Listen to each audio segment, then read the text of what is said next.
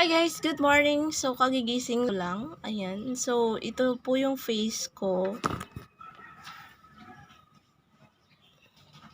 So, ganyan na po yung face ko. Leeg.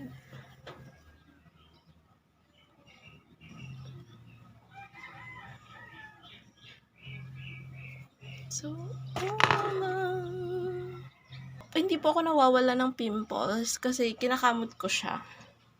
So, kasalanan ko din kasi kamot ako ng kamot. So, yung ginagamit ko pala sa face ko is itong Kishiro. Actually, wala na siya. Ubos na siya. Yung sunscreen natin na pang-araw, wala na. And itong ating night cream, meron pa siya konti. O, ubusin ko na lang. And then yung toner natin, meron pa guys. And then, buy one take one kasi to nung binigay sa akin. So, ayan. Lalagay ko yung shop dito sa taas.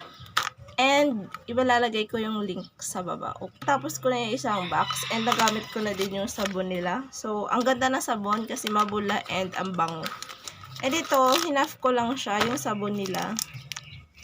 Pero hindi ko pa ito nagagamit. So, ito na po yung next ko na gagamitin. So, titingnan natin kung gaganda pa ba yung face natin or mawawala niya pa ba itong ating mga dark spots and mga bagong pimples na tumubo. Kaya, yan pa yung part ng ating pagre-review dito sa Kishiro.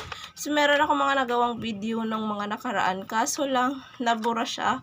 And, na-reformat kasi itong cellphone ko. Kaya, most ng mga videos ko dito about dito sa Kishiro, hindi ko na na-recover. Kasi nga, nagkaroon ng virus yung aking cellphone. And, ito, i-upload ko to para, syempre, magkaroon din kayo ng idea. So, namalat po yung face ko. And then, yan na yan siya ngayon. So, yung pamamalat niya, meron pa naman hanggang ngayon, pero hindi na siya kita. Parang micro peeling na lang. Pero nung una talaga, grabe talaga yung pamamalat niya.